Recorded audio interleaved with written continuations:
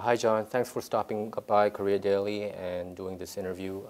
Would you like to introduce yourself very shortly to our Korean readers and viewers? Sure. Hi, I'm John Chung. I'm the California State Treasurer. For those of you who are unfamiliar with the Treasurer's position, I'm the state's banker.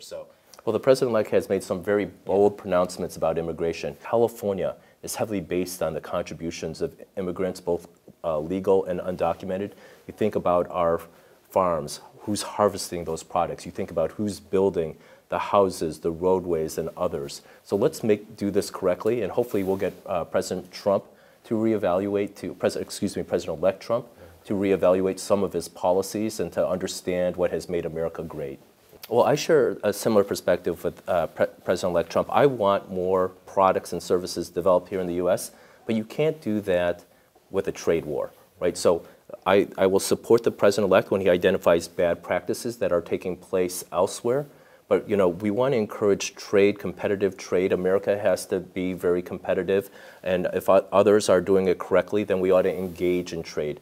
And yes, you are correct, right? If you have, you create tariffs, if you create across-the-board boundaries and walls, right, in this regards to trade, you will increase the prices on many products. Mexico is not going to pay for the wall. I don't know what purpose that wall serves other than to divide people, right? I know he's concerned about immigration, right? If you want to create the proper process, then work on making sure that we have a legal process. We have federal laws that he assumes the leadership, which he certainly can, and I want to encourage him to do so, to create a process to have legal immigration. Yeah, first of all, my heart goes out to the family.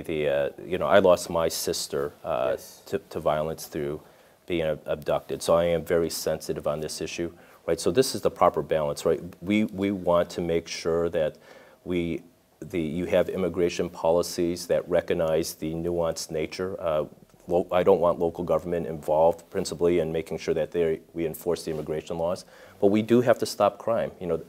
Those types of activities where you put innocent victims, in this case the loss of a beautiful young lady, we have to make sure that our policies reflect the protection of people properly. Yeah, I believe that local governments ought not to be enforcing or their principal job ought not to be enforcing federal immigration policy. However, right, they do have an important public safety responsibility, and so it's important that we bring both local government and the federal government to work together to come up with the best policies in regards to notification and other things.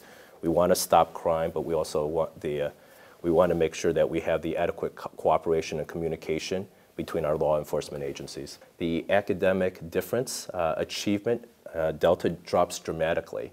The wealthier kid will always have greater access, but once you get a good, strong foundation, they'll perform very well. And that's why I was articulating a little bit early why we have to build great opportunities in all communities, great schools, great teachers, great school leadership in every community. So because not everybody can be in San Marino, not everybody can be in Beverly Hills, not every child can be in Rolling Hills Estates. But let's make some of those middle income and lower income communities, schools where people are involved.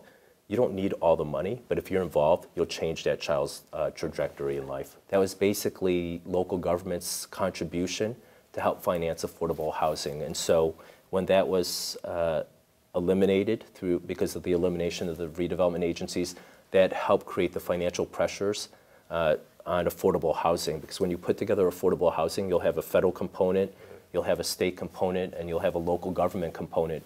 And when you had that last recession and the federal government wasn't in a strong position, the state of California was in deep financial crisis, right? I was working to keep California from a financial collapse when I was the controller.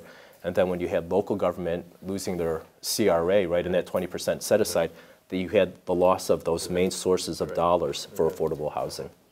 Yeah, well, my sister and I were very, very close. So as we were growing up, there were 4 kids.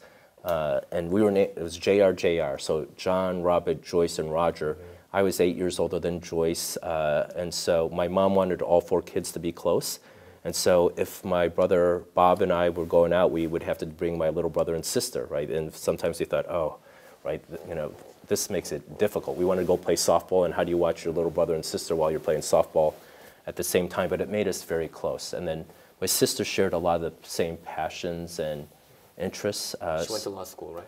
She went to the same law school. She worked on Capitol Hill. She was actually an immigration attorney when she was abducted. Yeah, when she passed away, it's losing the person that I would have the closest communications with. So when I would go through difficult campaigns, right, I would call my sister, and she's 3 hours ahead, but I would call her at 2 o'clock my time. It'd be 5 o'clock, and she would just listen, right? Because she understood who I was. So it's been an honor to be with you. I just wanted to reach out and just share the incredible work that all of you have done. And I just want to wish everybody a happy 2017, and just to implore upon all of you the importance of being your very best.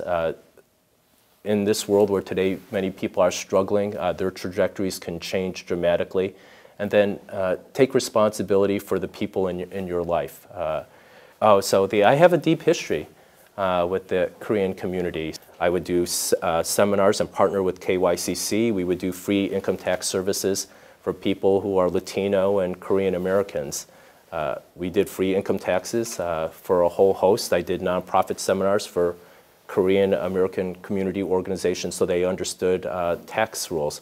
Everybody, regardless of faith, heritage, background, socioeconomic status, deserves to live an opportunity to live in a state and a country that helps them reach their dreams. Okay. Thank you for stopping by, John. Thanks, man.